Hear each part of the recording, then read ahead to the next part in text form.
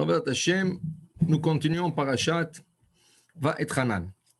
On a vu la dernière fois, Vaetchanan, El Adonai Baetaï est mort, et Moshe prie Hashem que tout ce qu'il veut, c'est traverser l'autre côté du Jourdain, mais à condition que ce vœu se donne gratuitement. Ça veut dire qu'il ne veut pas qu'Hachem lui enlève de ses mérites pour lui donner son souhait. Il veut que ce soit chinam, gratuit. Et si ce soit chinam, alors il a dit, je suis prêt à le prendre, et sinon, il accepte. Il accepte qu'est-ce qu'Hachem réserve pour lui. Maintenant, les morts, Ba'etaï, les morts, en disant, qu'est-ce que c'est en disant? Il a prié Hachem en disant quoi? Alors il dit, Ze'echad mishlosha mekamot. Ici, dans la paracha, c'est un de 3 endroits dans toute la Torah, She'amar Moshe lifnei hamakom, que Moshe dit devant l'Éternel, Eni manichacha ad shetodi'eni im ta'aseh shelati im lav. C'est un de 3 endroits où Moshe exige Hachem, il faut que vous me répondez. Il faut que vous me dites les morts. Les morts, ça veut dire, vous allez me dire maintenant si oui ou non. Ça veut dire qu'il ne veut pas rester en suspens. Il ne veut pas avoir la réponse après. Il veut avoir la réponse immédiate. Extraordinaire. Un homme qui est capable de dire à Hachem, je veux la réponse maintenant. Je ne veux pas que vous me laissez en suspens. Et ce qui est plus extraordinaire, que Hachem lui dit, oui, je te fais savoir. OK? Une autre place, c'est quand Moshe demande à Hachem qui va être le prochain leader d'Israël. Qui c'est qui va diriger le peuple d'Israël? OK? Alors, il est mort. Là-bas aussi, Rachidi, il est mort. Il lui a dit, je veux savoir tout de suite. Je veux le savoir tout de suite qui c'est qui va prendre la place. Qui c'est qui va diriger le peuple juif? Qui c'est qui va leur faire entrer en Israël? Qui c'est qui va les enseigner la Torah? OK? Alors, les morts. Alors ici, il dit, Eni manichacha, je ne vous laisse pas, ad shetodi'eni im ta'aseh she'elati im lav. Il dit à Hachem, je ne vous laisse pas tant que vous ne me répondez pas sur place. Est-ce que vous allez faire ma demande ou pas? Est-ce que je passe ou pas? Est-ce que je traverse le Jourdain ou non? Je ne vous laisse pas tant que vous ne me dites pas oui ou non. Ça veut dire qu'il est prêt à accepter le oui ou le non, mais que ça soit tout de suite. C'est fort, hein? Très fort. Ça nous montre la grandeur de Moshe Rabbeinu. À quel niveau avait Moshe Rabbeinu que le seul prophète d'Israël, parlait à Hachem face à face, parlait à Hachem à n'importe quel moment de la journée, n'importe quel moment. Quand il voulait parler à Hachem, il rentrait dans la tente d'assignation, il parlait à Hachem. Le Navi, non. Les autres prophètes, non. Ça prend toute une préparation. Okay? Et c'est par des rêves, c'est par des visions, c'est par de toutes sortes de devinettes. Moshe Rabbeinu, il discute avec Hachem direct. Il lui parle direct. Il n'a pas à attendre. Il veut savoir tout de suite. Oui, Hachem va te dire tout de suite. Hachem te dit tout de suite, qu'est-ce que tu veux savoir? Et en plus de ça, quand il voulait, il parlait à Hachem. Personne n'est arrivé à arriver à ce niveau de parler à Hachem face à face. Et c'est là qu'on comprend pourquoi Hachem s'est énervé contre la sœur de Moshe Rabbeinu, Myriam. Okay? Quand Myriam, elle vient, elle reproche à son frère, son petit frère, pourquoi tu te séparais de ta femme? Tu sais, on est aussi des prophètes. Et Hachem lui dit, est-ce que vous êtes à son niveau à lui pour lui faire la reproche? Okay? Pour faire la reproche à quelqu'un, oui, il faut avoir son niveau. Il faut comprendre son niveau. N'importe qui peut faire la reproche. Même un enfant, il peut faire la reproche. Okay? Il y avait des rabbins qui engageaient des personnes pour leur faire la reproche quotidien. Okay? Il y avait Baal Tanya, il a engagé quelqu'un pour lui faire la reproche. L'autre, il était mal à l'aise. Qu'est-ce qu'il va dire à un tzaddik? Il n'est pas à son niveau pour lui reprocher. Qu'est-ce qu'il va dire à ce tzaddik? Mais il a eu un éclaircissement. Il lui a dit comme ça, écoutez, entre ce que je connais moi et vous connaissez vous, ce que vous connaissez vous, la différence est grande. Okay? Mais il lui dit, entre ce que vous connaissez et entre ce que vous ne connaissez pas, la différence est doublement grande. Et ils disent que le Baal Hatanya a commencé à pleurer. C'était un reproche. Ça veut dire qu'il faut être chacham pour reprocher à quelqu'un. Hein, il faut savoir son niveau à lui. Et il faut être chacham, comment lui reprocher. Alors, vous comprenez pourquoi Hachem était dur avec Myriam en Evia? Oui, c'est la sœur de Moshe Rabbeinu. Oui, c'est grâce à elle qu'il est né. Parce que son père s'est séparé de sa femme. Il voulait plus avoir 2 enfants. Oui, c'est elle qui l'a surveillé, le petit Moïse qui est né. Et on l'a mis dans le Nil, on ne savait plus s'il va se noyer, il soit pas. C'est elle qui a surveillé. Oui, c'est elle qui a appelé la mère pour nourrir Moshe Rabbeinu. Okay? Pour elle, c'était son petit frère. Alors c'est tout à fait naturel qu'elle vient lui dire comment ça se fait que tu te séparais de sa femme. Okay? Mais il faut que tu comprennes son niveau pour aller lui donner le reproche. Si tu ne comprends pas son niveau, comment tu vas lui donner le reproche? Et la preuve, Rachid dit là-bas. Qu'est-ce qui est arrivé? Quand Hachem s'est présenté à Aaron et Myriam et Moshe, il leur a parlé à tous les 3, mais il a parlé d'une manière que Moshe n'a pas pu entendre. C'est un miracle. Il leur parle à tous les 3, Moshe n'entend rien. Et le 2 entend, et il leur dit, de quel droit vous avez parlé de mon serviteur de Moshe? Okay? Et Rachid dit, ils ont commencé à dire, on veut de l'eau, on veut de l'eau, on veut de l'eau. Qu'est-ce que ça veut dire on veut de l'eau? Pourquoi vous voulez de l'eau? Alors Rachid dit, parce que la veille, le 2 était avec leur époux et l'épouse. Donc le lendemain, pour se purifier, pour être à niveau, il faut aller au mikvé. Il faut se purifier au mikvé pour parler à Hachem. Hachem, c'est quelque chose de super pur. Alors, pour parler à Hachem, il faut que tu sois pur. Okay? Eux, qui n'ont pas eu encore la chance d'aller au mikvé, et Hachem s'est présenté à eux, ils ne pouvaient pas se mettre là-bas. Ils disaient, non, on veut de l'eau, on a besoin de l'eau, on a besoin de l'eau. On peut pas accepter qu'Hachem nous parle, parce qu'Hachem leur a parlé. Ils ne pouvaient pas, c'était trop pur. Et ils n'étaient pas encore purs, ils ne sont pas partis au mikvé encore. Okay? Alors Hachem a dit, vous comprenez maintenant? Moshe Rabbeinu me parle durant la journée, pendant toute la journée, il me parle. Il peut me parler le matin comme l'après-midi, okay? Comme vers le soir. Pas le soir, mais vers le soir. Donc, il faut qu'il soit dans un état de pureté totale, depuis le matin jusqu'au coucher de soleil. Alors, est-ce qu'il peut être avec une femme? Il ne peut pas. Parce que si je veux lui parler et il n'est pas prêt à m'entendre, alors comment on va se parler? Il est arrivé à une voix me parler direct. Un homme qui parle direct à Hachem. Okay? Vous comprenez que c'était mal placé de lui faire la reproche. Et là, Hachem est parti. Et Myriam, qui a commencé cette discussion, malheureusement, a eu la lèpre. Okay?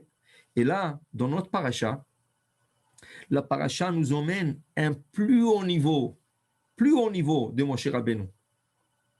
Le niveau d'exiger Hachem, je veux savoir tout de suite. Je ne veux pas attendre. Ni demain, ni dans une semaine. Je veux savoir tout de suite. Oui ou non? Comme il dit ici Rachid Regdé. Im ta'aseh et shalati. Est-ce que tu vas faire? Qu'est-ce que je vous demande? Est-ce que vous allez le faire? Im lav ou non? Dites-moi maintenant, j'ai besoin de savoir. Ça, c'est pour nous faire comprendre un peu qu'est-ce que c'est Moshe Rabbeinu. Nous n'avons même pas idée. Nous n'avons même pas idée qu'est-ce que c'est Moshe Rabbeinu. Okay? Regardez une chose. On connaît 2 grands tzadikim, 2 grands. Okay? Qui c'est qui ne connaît pas? Ça veut dire connaît. c'est-à-dire entendu parler, il a lu sur lui, Rabbi Shimon Bar Yochai. Rabbi Shimon Bar Yochai avait une étincelle de Moshe Rabbeinu. Une étincelle. Alors, qu'est-ce que c'est Moshe Rabbeinu? Le maître de Rabbi Shimon Bar Yochai, qui c'était?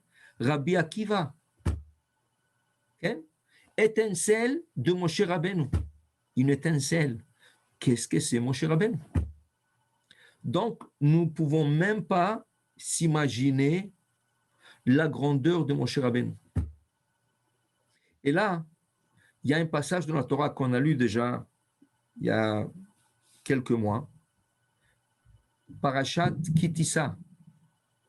Moshe il monte pour emmener les tables de la loi. Quand il descend, il ne réalise pas qu'il y a de la lumière qui jaillit de son visage.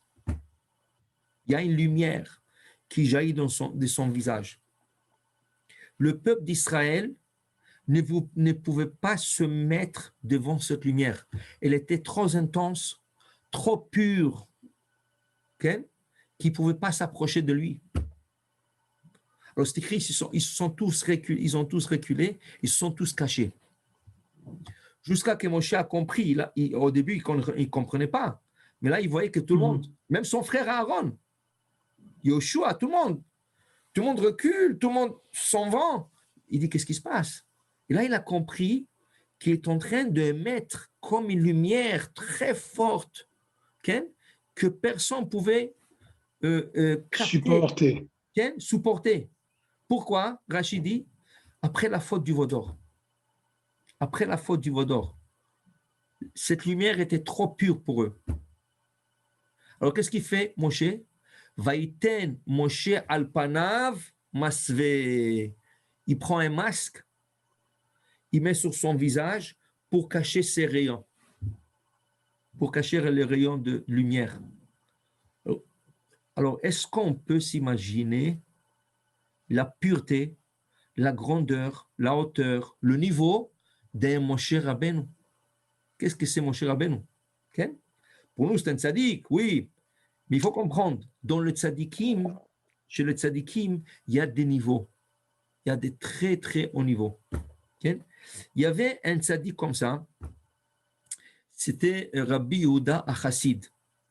Rabbi Yehuda Achassid, il était dans les années 409, dans les années 409, où il y avait beaucoup de programmes contre le juif, contre la communauté juive. Il y avait le croissade aussi, tout ça. Et Rabbi Yehuda Achassid, quand il était jeune, il était un enfant, on va dire, turbulent. Il courait, il jouait, il ne voulait pas étudier vraiment et tout ça. Et son père était un grand kabbaliste. Il avait un frère qui était très sérieux, en train d'étudier, en train d'escaler dans le niveau de Torah. Mais lui, non. Okay? Mais son père, Rabbi Shmuel, il ne savait plus quoi faire avec lui. Il a dit, mais qu'est-ce qui va devenir de lui? Qu'est-ce qui va devenir de cet enfant? Un jour, le père, qui était un grand kabbaliste, il a fait asseoir les deux frères, les deux enfants à lui, à table, il leur a fait asseoir. Et du coup, il disait quelque chose, il y avait une grande lumière qui a jailli de lui. Le grand frère, il se mit par terre, il ne pouvait pas regarder. C'était trop. Il a dit, je ne peux pas me mettre devant cette lumière, elle est trop forte, elle est trop dure, elle est intense pour moi. Intense. Et l'autre, Rabbi Yehuda Hassid, ça ne lui dérangeait pas. Il était là, il regardait, ça ne lui dérangeait pas. Et c'est là que son père a compris, Rabbi Yehuda Hassid et Rabbi Shmuel Hassid. Il a compris que de ce fils-là, il va devenir un grand tzaddik. Et effectivement, il est devenu Rabbi Yehuda Hassid. Et Rabbi Yehuda Hassid, il était un grand kabbaliste qui a sauvé beaucoup de milliers de juifs de toutes sortes de programmes et des mal, tout ça par ses prières kabbales. Et c'est pour ça, quand il est décédé, il a laissé un testament. Et on appelle ça Tzavaat Rabbi Yehuda Chassid, le testament de Rabbi Yehuda Chassid. Je vous donne quelques exemples. Ok? On va parler de quelques exemples. Une des choses qu'il disait, il disait que on ne peut pas se couper les ongles et les cheveux Rosh Chodesh. Il a dit, jour de Rosh Chodesh, tu ne coupes pas ni les ongles, ni les cheveux, ni la barbe, tu ne traces pas la barbe. Tu veux le faire? Fais-le le jour avant Rosh Chodesh, fais-le après Rosh Chodesh, mais pas pendant la journée de Rosh Chodesh. Si c'est 2 jours, c'est 2 jours, si c'est 1 jour, c'est 1 jour. Okay? Pourquoi? Kabbalistiquement. Ok? 2.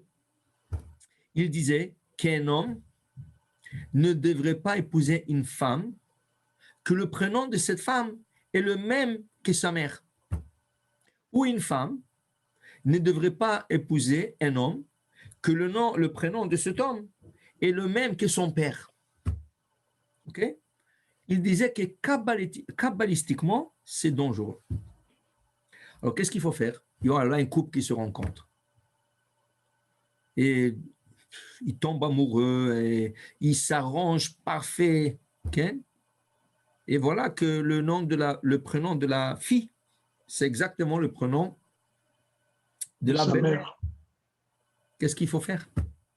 Alors, dans ce cas, pour respecter la tzava'a de Rabbi Yehuda Chassid, le testament de Rabbi Yehuda Chassid, il faut que cette fille ajoute un prénom. Donc, on va dire, la fille s'appelle Léa. La future belle-mère s'appelle Léa.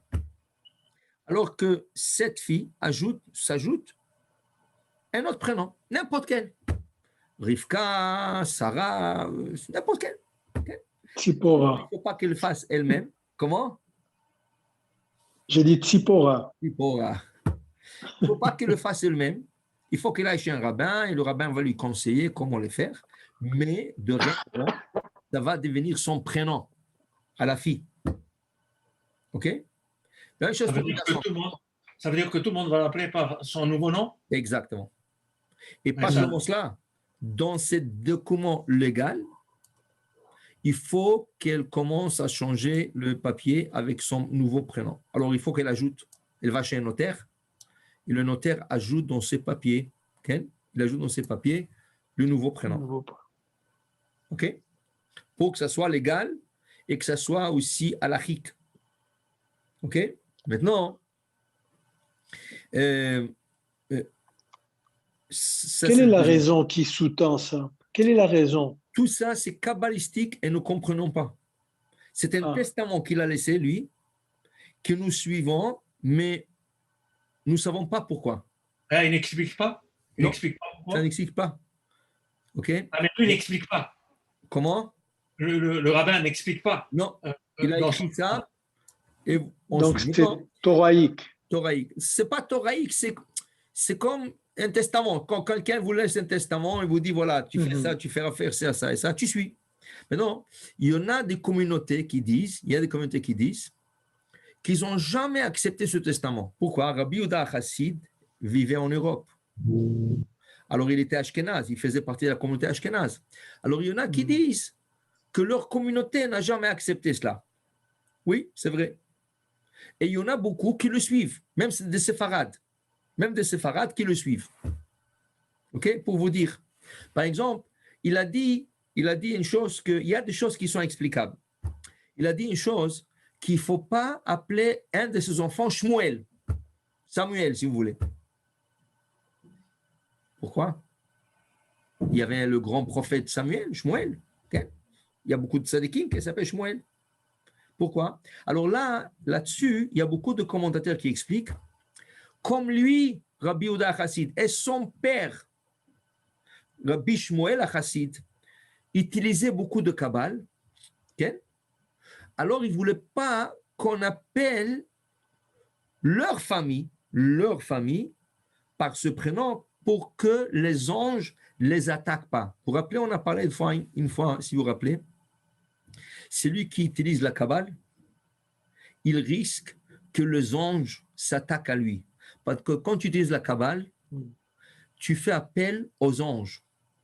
Et les anges, quand tu leur fais appel, ils sont à ton ordre, à ton service. Seulement après qu'ils ont fait ton ordre et ton service, ils veulent venger de cette personne. Pourquoi il leur a mis à son ordre? Qui tu es de nous appeler du ciel, venir faire tes ordres et tes services? Alors nous sommes obligés de le faire, mais après ils cherchent le venger. Comme Rabbi Yehuda Chassid et son père Rabbi Shmuel Chassid utilisaient beaucoup de Kabbale pour sauver la communauté juive, alors le commentateur explique qu'il ne voulait pas qu'un de ses enfants directs, la famille, appelle leurs enfants Shmuel pour qu'on ne dise pas « Ah, ça c'est le petit-fils de Shmuel Chassid, ça c'est le petit… » qui ne s'attaque pas à ses enfants. Donc, on comprend que ce n'était pas applicable pour tout le monde. Okay? Je vais vous donner un autre exemple et vous allez comprendre une coutume. Si vous êtes marocain, séfarade, espagnol, okay? Il y a une coutume qui est le Tangerois et le Jean de Tétouan. Okay? Il y a aussi quelques Marocains, pas beaucoup, quelques Marocains.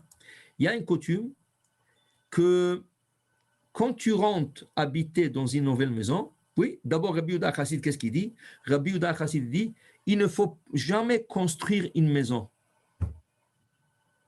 Il faut l'acheter prête et tu rentres habiter dedans. Mais tu ne construis pas la maison. On ne comprend pas pourquoi. Okay? On ne comprend pas pourquoi. Mais il dit que c'est dangereux. Spirituellement, c'est dangereux. Okay? Maintenant, vous avez sûrement entendu des coutumes, des gens qui rentrent dans une nouvelle maison, qui emmènent un poulet et qui l'égorgent au seuil de la porte principale. J'ai fait ça, Rabbi. Comment? J'ai fait ça avec Rabbi Benoliel. Mais toi, tu es italien. Comment tu as fait ça? Je ne sais pas, Rabbi. Mais ce n'est pas possible. Il n'est pas italien, il est égyptien. Égyptien. À ce moment-là, j'étais égyptien. Ok. Mais je l'ai fait, Rabbi. Ok, voilà. Alors, je vous explique. On explique pourquoi on fait ça. Alors, eux, ils disent, ça veut dire, ils expliquent, la coutume explique que comme Rabbi Yehuda Chassid a averti de ne pas rentrer dans une nouvelle maison construite de rien, ça veut dire elle est construite, pas achetée, elle est construite, okay? Alors ils disent que c'est dangereux pour la personne. Qu'est-ce qu'ils faisaient? Ils prenaient un poulet, ça c'est la coutume originale. Et après, les gens faisaient n'importe quoi. La coutume originale, c'est de prendre un poulet. Le jour que tu veux déménager dans cette maison, tu prends le poulet ou la poule et tu lui fais rentrer dans la maison. Et le poulet commence à se promener dans la maison. Après, tu dis, voilà le nouveau propriétaire. Ce poulet, c'est le nouveau propriétaire de cette maison. Tu tires l'attention des anges vers ce poulet. Après, tu prends ce poulet, après quelques minutes qu'il a tourné dans toute la maison, tu prends ce poulet, tu le mets sur la porte de la maison, tu l'égorges. Et tu dis, voilà, le propriétaire, le premier propriétaire de cette maison a été égorgé. Et tu verses son sang. Et après, tu rentres habiter dans la maison. Donc tu dis, moi je ne suis pas le premier propriétaire, moi je suis le deuxième. Le danger, c'est que le premier, mais pas pour le deuxième, le troisième et tous les autres qui ont passé après. Mais vous comprenez le sens. Maintenant, les gens qui ne comprennent pas ce sens, ils prennent un poulet, ils les égorgent, ils disent, ça amène un Mazal Tov. Ce n'est pas pour Mazal Tov. C'est pour enlever un décret de la personne. Oui, je me rappelle, Rabbi. Je me rappelle. On avait mis, il était à la porte, il a coupé le poulet et on a mis du sable de bois pour le sang. La sciure. De la sciure, parce qu'il faut couvrir le sang du poulet. On n'a pas le droit de laisser de couvert. Oui, je me rappelle de ça. Mais le sens de cette coutume, pour enlever le danger du premier propriétaire. Mais si tu achètes une maison de chez quelqu'un, ça ne va pas. Pas besoin. Pas besoin. Tout ce que tu as besoin de faire, c'est Chanoukat Habayit. Qu'est-ce que c'est Chanoukat Habayit? Tu rentres habiter dans une maison et tu fais l'inauguration de cette maison par d'Ivrei Torah pour dire que voilà, tout ce qui s'est passé dans cette maison, je suis en train de la purifier avec de la Torah. Si tu peux peindre la maison, encore mieux. Dis-le à Rizal. peindre la maison, ça enlève tout ce qui a été fait dans cette maison. OK? Mais Rabbi Ronen, de nos jours, si on veut acheter sur plan un condo, on ne peut pas alors. Tu peux. Alors, est-ce que tu as cette coutume ou pas? Non, moi je ne connais pas cette coutume, mais Voilà. Alors, si tu ne connais pas, tu ne connais pas. Seulement, Vraiment, je ne connaissais pas. si ton père, ton grand-père t'a dit, voilà, nous avons la coutume d'égorger un poulet, parce que ça, là, ça veut dire que vous avez la coutume, là, tu le fais. Mais si personne ne te l'a dit, ni ton père, ni ton grand-père, ça veut dire que tu ne l'as pas. Alors, tu peux acheter un nouveau condo. Okay? Seulement, il faut assurer de faire Hanouka Tabayit, ramasser 10 hommes, il y a une petite lecture de 15-20 minutes, chacun lit une petite partie, et là, vous faites qu'est-ce qu'il y a à faire. Mhm. Okay? Non, mais je suis content que vous l'avez dit, Rabbi. Très bon, maintenant tu as compris qu'est-ce que tu as fait il y a 20 ans ou 30 ans, je ne sais pas combien de temps. 30 ans, Rabbi, 30 ans. 30 ans. Avec Benolien, Rabbi Benolien. Incroyable. Ok. Alors vous voyez, ça c'est un peu le coutume. Top. Alors après, il dit Moshe Rabbeinu, Hashem Elokim, ata achelota להראות את עבדיך, את גודלך ואת ידך החזקה. Hashem, vous avez commencé à me montrer votre grandeur. Qu'est-ce que c'est vous avez commencé à montrer votre grandeur? Alors écoutez cela, écoutez ça. Moshe Rabbeinu, la Gemara nous dit, Moshe Rabbeinu, il prend Yoshua, il sait que c'est le prochain leader d'Israël. Alors il dit à Yoshua, je mets mes deux mains sur toi, je te donne tout mon appui, je te donne de ma sagesse, et Bezat Hashem, tu vas réussir à diriger ce peuple. Il lui pose la question suivante. Yoshua, est-ce qu'il te reste un doute avant que je quitte, avant que je m'en vais? Est-ce que tu as un doute à me poser? Est-ce qu'il y a quelque chose que tu ne sais pas, ou tu n'as pas compris, ou tu veux savoir? Okay? Regardez qu'est-ce qu'il lui dit Yoshua. Yoshua lui dit, mais mon maître Moshe, j'étais collé à vous 24 heures. On était toujours ensemble. Je connais tout. Tout ce que vous avez enseigné, je connais, je maîtrise. Tout est parfait. C'est écrit dans le Midrash, en ce moment, quand il lui dit ça, Yoshua et Moshe Rabbeinu s'est affaibli spirituellement. Il dit, waouh, il est tellement sûr de lui-même. Waouh, ça me surprend. Comment il peut être si sûr de lui? Akadosh Baruch Hu, écoutez ça, il a puni Yoshua. Le jour du décès de Moshe Rabbeinu, il a oublié 3000 lois juives, halachot. Pas une, pas deux, pas trois. 3000 halachot. Pourquoi? Il lui a dit, tu sais quoi? Même si tu savais tout et tu maîtrisais tout, il fallait poser une question pour lui dire, voilà, Moshe, mon maître, avant de quitter, enseignez-moi encore ça. Qu'est-ce que vous pensez de ça? Qu'est-ce que vous me dites? Qu'est-ce que vous me suggérez à faire dans cette situation? Mais tu lui as montré que tu es tellement sûr de toi. Alors il a dit, tu as affaibli Moshe Rabbeinu. Ça veut dire spirituellement. Et Moshe Rabbeinu, avec toute sa grandeur qu'on vient d'expliquer au début du cours, le niveau qu'il a atteint, un niveau de parler à Hachem face à face, un niveau de dire à Hachem, je veux savoir tout de suite la réponse, je ne vous laisse pas. Maintenant, pas demain, je veux savoir que vous dites oui ou non. Okay? Il lui parle quand il veut. Okay? Qu'est-ce qu'il dit ici dans ce verset? Hachem Elokim, ata achilota. Hachem, vous avez commencé à me montrer votre grandeur. Commencé? Après 40 ans, le niveau qu'il a atteint, que personne n'a atteint, aucun prophète n'a atteint, c'est le maître de tous les prophètes.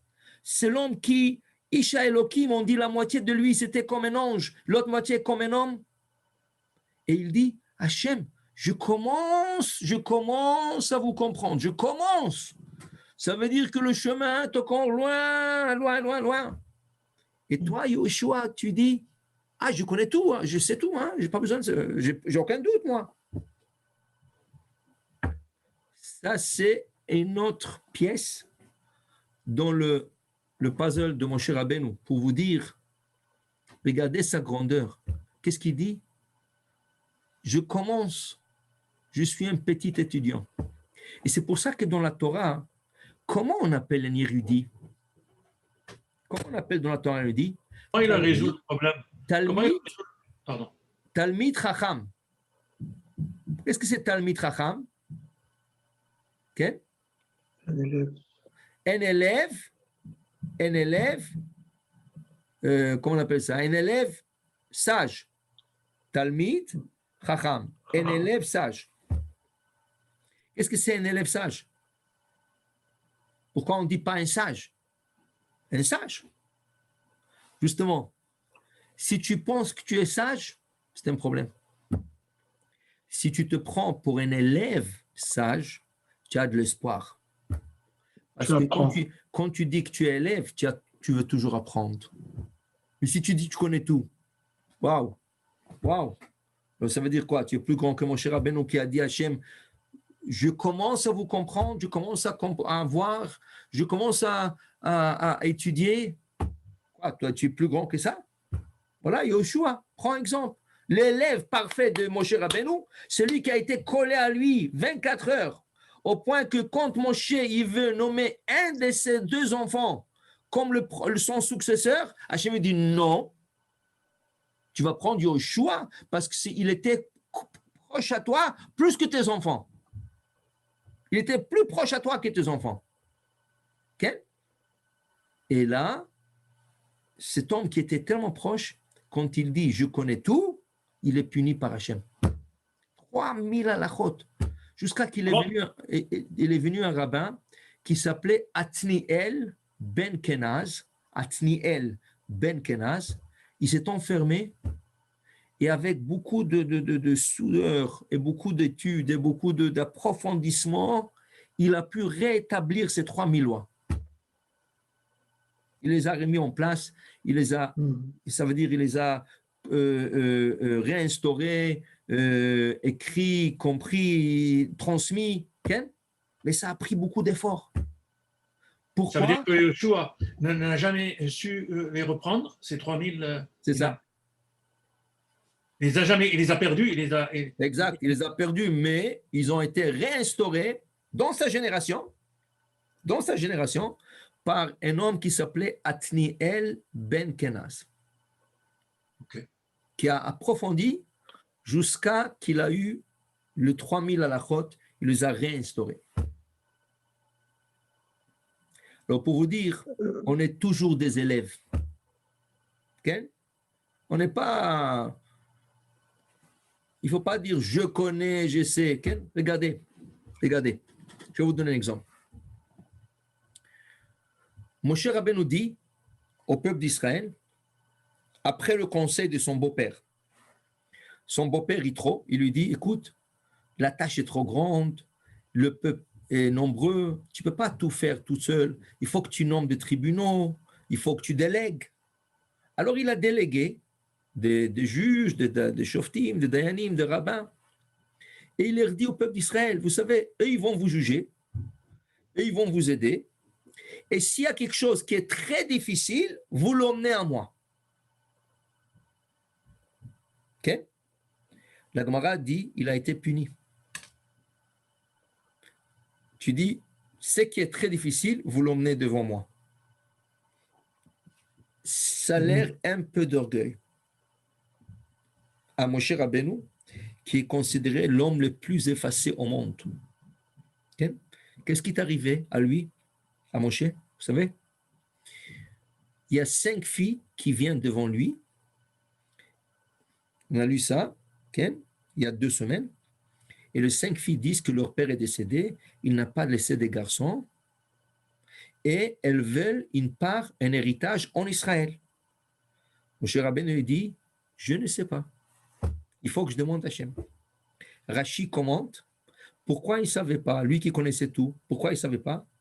C'est à cause qu'il a dit, et la chose difficile, vous l'emmènerez devant moi. Et c'est la première fois qu'une telle question se présentait, qu'il n'y a pas de garçon dans la famille, il n'y a que de filles.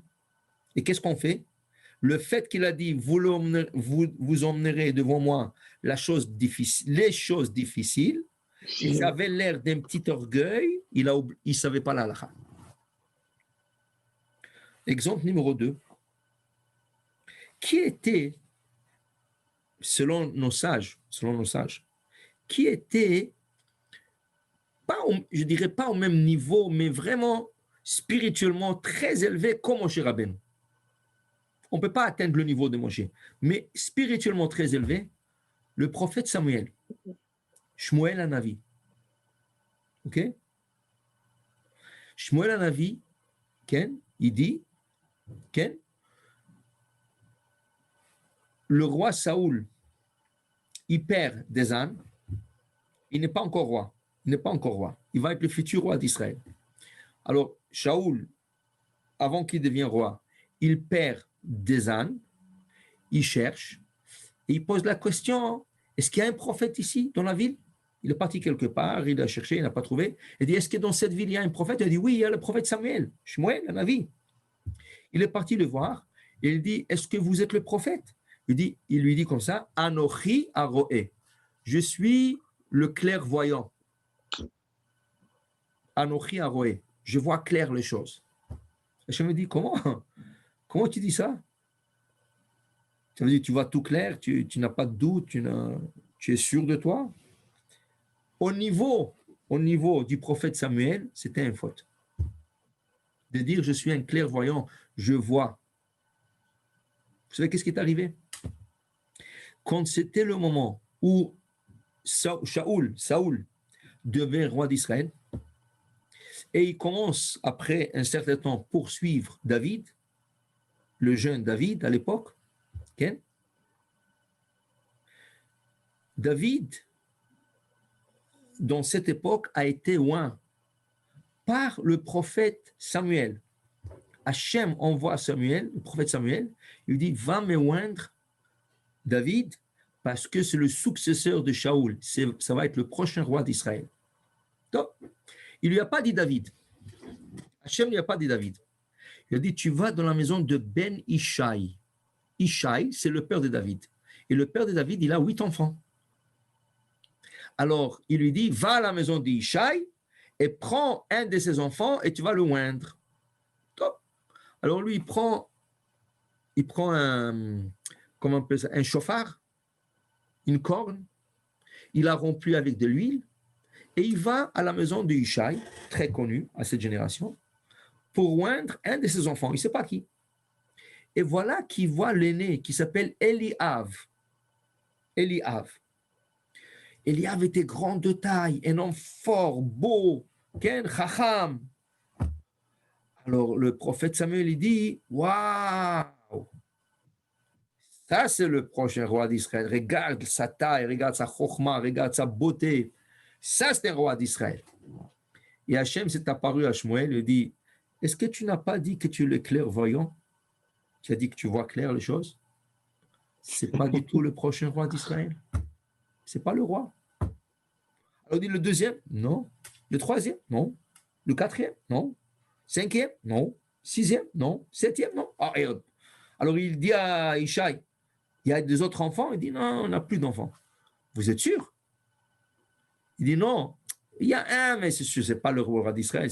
Qu'est-ce que les bergers, ils sont en train de jouer avec le brebis là-bas dans la montagne. Ce n'est pas lui, c'est sûr. Il dit ok, je ne sais pas, appelez-le. Ils ont appelé David. Qu'est-ce qui est arrivé?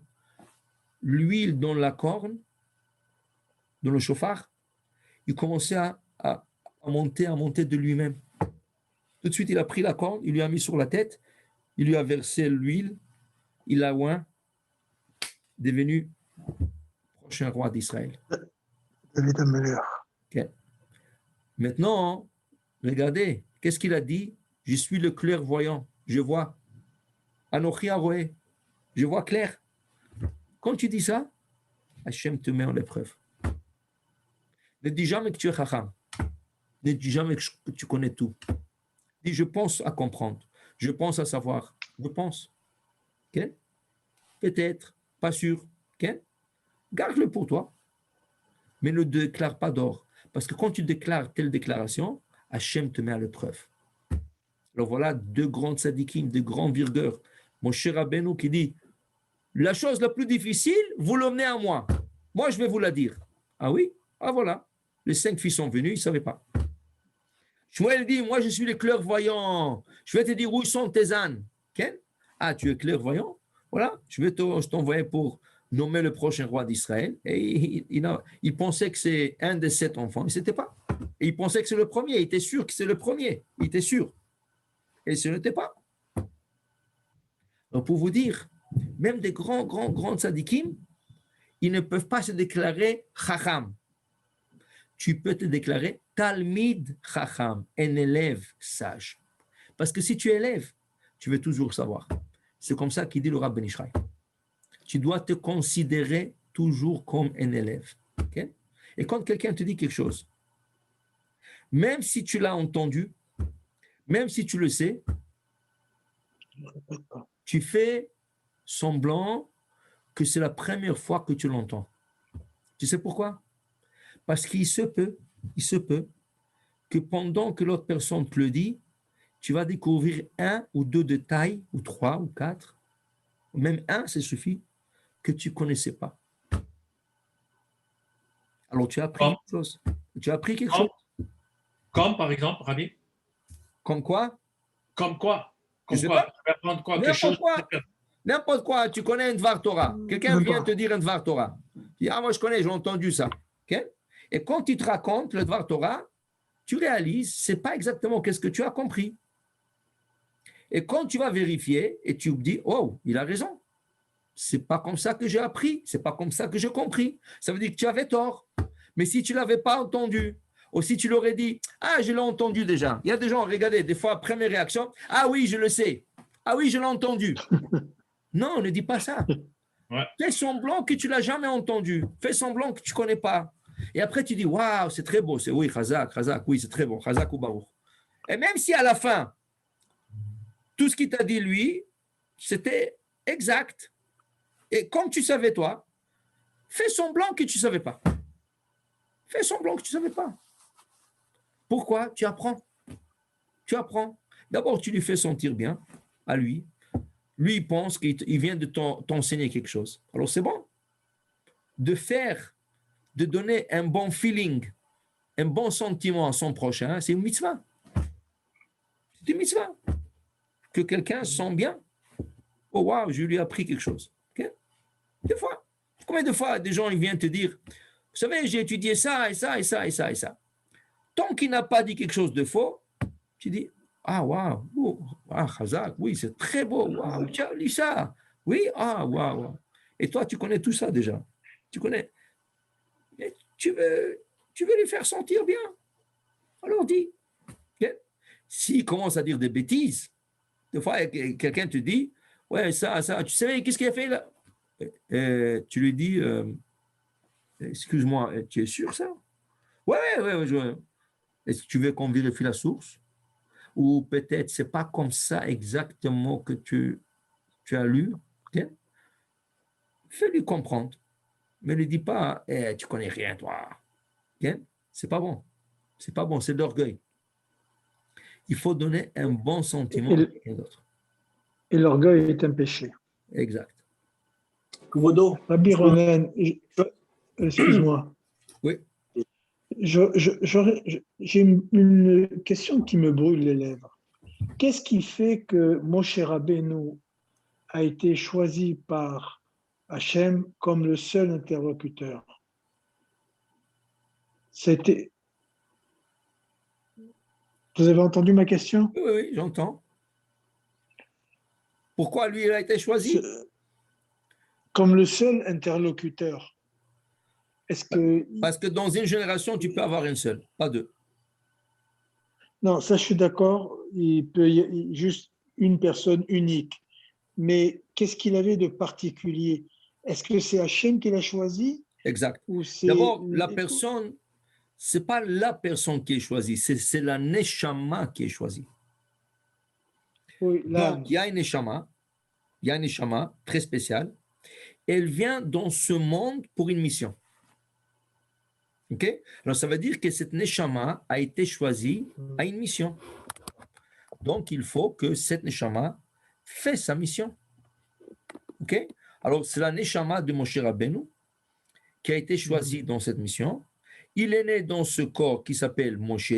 Okay? Mais Moshe, ce n'est pas le corps, c'est la Neshama. C'est pour ça qu'on vous dit, votre prénom, c'est le prénom de votre Neshama.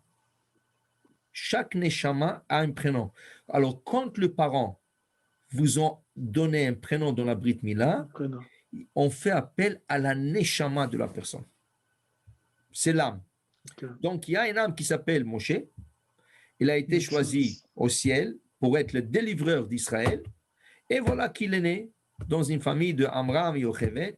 Il s'appelle Moshe. Et c'est lui seul qui peut délivrer le peuple d'Israël. Et comme Hachem lui dit, quand il est en train d'argumenter avec Moshe Rabbeinu 7 jours, à côté du buisson ardent, qui est en train de se brûler, par se consumer, il lui dit, vas-y, non, je ne veux pas, mon frère est plus grand. 7 jours comme ça, à la fin, Hachem lui dit, tu n'as pas le choix. Si tu ne vas pas, personne ne va le faire. J'envoie personne. C'est ou toi ou personne.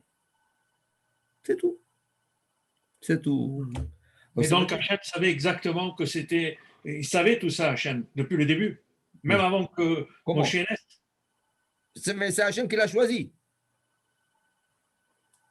C'est Hachem qui l'a choisi. Ouais. Donc, ça peut être que lui. Okay? Comme dans chaque génération, Hachem peut choisir quelqu'un qui est Mashiach. Qui est Mashiach, il peut délivrer le peuple d'Israël. Donc, pour vous dire, ça c'était la grandeur de Moshe Rabbeinu. C'était le délivreur de toute une génération. Et selon Rachem Akadosh qu'on a étudié déjà, c'est le dernier délivreur. C'est lui qui va délivrer le peuple d'Israël de cet exil aussi. Et tout ça, c'est par sa modestie, par sa grandeur de Torah, par sa anava, par son niveau spirituel qu'il a atteint. Tout ça grâce à quoi? Que la Torah témoigne sur lui qui était l'homme le plus humble sur terre. Sur terre. Il n'y avait pas un homme plus humble que lui. Il n'avait aucun sentiment d'orgueil. Aucun. Ça veut dire, l'orgueil était au-delà de lui. Ça veut dire, c'est pas quelque chose qu'il cherchait. Il cherchait pas de respect, il cherchait rien. Rien. Down to earth. Effacé complètement et soumis à 1000% au Lord d'Hachem. Et c'est pour ça qu'il a escalé. Il est arrivé au niveau qu'il a pu arriver. Donc pour vous dire, voilà, Moshe dit ici, Ata achilota laarot et avdecha. Hachem, je commence aujourd'hui, après 40 ans, je commence à vous comprendre. Il y a un Rashi extraordinaire. À la fin de la Torah presque. Je crois une paracha avant de la Torah. Que la 40e année, Moshe dit au peuple d'Israël, vous commencez aujourd'hui à comprendre qu'est-ce que la Torah veut de vous. Et Rashi là-bas dit quelque chose de très intéressant. Rashi dit, ça prend 40 ans pour comprendre qu'est-ce que son rabbin lui a appris. Des fois, le rabbin t'apprend des choses. Et toi, tu dis, pourquoi il dit ça? Je ne suis pas d'accord. Mais peut-être tu ne le dis pas. Tu le gardes pour toi. Mais tu dis, je ne suis pas d'accord avec lui. Tu penses comme ça. Dans ton cœur, tu penses comme ça. Moi, je ne suis pas d'accord avec ça. Mais tu ne le dis pas par respect. Tu ne veux pas avoir un manque de respect ou quelque chose comme ça. Tu ne dis rien. Tu dis rien et tu le gardes. Okay? Ou tu n'es pas d'accord, ou tu penses que ce n'est pas comme ça, exact, tout à fait, n'importe quoi. Le peuple d'Israël, dit Rashi, n'était pas d'accord avec Moshe Rabbeinu 40 ans. Chaque fois, ils se sont plaints. Donne-nous de la viande, pourquoi tu nous as fait sortir ici? Korach, il veut lui prendre sa place. Plein de choses qui sont arrivées dans le désert. Okay? À la fin de 40 ans, quand Moshe doit quitter le peuple, là, il commence à réaliser, waouh, c'est rien que maintenant qu'on comprend le niveau de Moshe Rabbeinu. Et Rashi commente là-bas, ça leur a pris 40 ans. Imaginez-vous, c'est la génération la plus sage au monde qui n'a jamais existé, dit la Torah, la Gemara. C'était d'or de A, la génération des sagesses, ceux eux qui ont vu le Sinaï, ils étaient à Sinaï, ils ont vu le don de la Torah, ils ont vu Moshe Rabbeinu, ils ont eu des cours de Moshe Rabbeinu. Il n'y a pas une génération comme ça, ça ne va jamais exister une génération comme ça. Et ça leur a pris 40 ans de comprendre les enseignements de leur maître Moshe Rabbeinu. De là, dit Rashi, 2 fois, ça peut aller jusqu'à 40 ans que tu comprends qu'est-ce que ton rabbin t'a dit. Et tu as dit, toi, je ne suis pas d'accord. C'est trop dur. Non, je ne suis pas d'accord. C'est pas comme. On vit dans notre époque. Dis-moi, peut-être ce rabbin, il n'était pas, il ne connaît pas la rue, il ne connaît pas le. Non. Tu vas comprendre 10 ans, 20 ans, 30 ans, jusqu'à 40 ans en bout de la ligne, tu vas dire un jour, waouh, il avait raison. C'est moi qui avais tort. Waouh, je ne comprenais pas qu'est-ce qu'il est en train de dire, mais je le vois, je le réalise, je le comprends. Okay? Ça peut aller jusqu'à 40 ans pour comprendre. Et Moshe, après 40 ans, qu'est-ce qu'il dit à Hachem? Hachem, je commence à comprendre. Comment on commence à comprendre? Il était sur le Sinaï, il a reçu le table de la loi dans ses mains. Hachem lui a donné le table de la loi. Hachem lui parlait. Okay? Et qu'est-ce qu'il dit? Non, je commence. Oui, Hachem, je commence à comprendre, je commence. Laissez-moi encore, il a 120 ans maintenant. Il dit, à 120 ans, je commence à comprendre. Normalement, un homme à 100 ans, il est déjà out. Il ne sait même pas où il est. Mais Moshe, jusqu'à la dernière seconde, la Torah dit, il était lucide. Son vue était 20 sur 20. Il était parfaitement, il avait toute sa force. Et il dit, je commence à comprendre. Alors la leçon d'aujourd'hui, il ne faut jamais dire, ah oui, je sais, oui, je connais. Ah, je ne suis pas d'accord avec lui. Non, tu es un élève. Reste un élève. Tout le monde. Même si tu es un grand rabbin, reste un élève sage. Parce que c'est la seule manière qui va te permettre à apprendre et à avancer. Et un jour, tu vas comprendre. Baruch Adonai Le'olam. Amen. Amen. תודה רבה. תודה רבה. Magnifique. Ochim Tiot. Magnifique. Hashem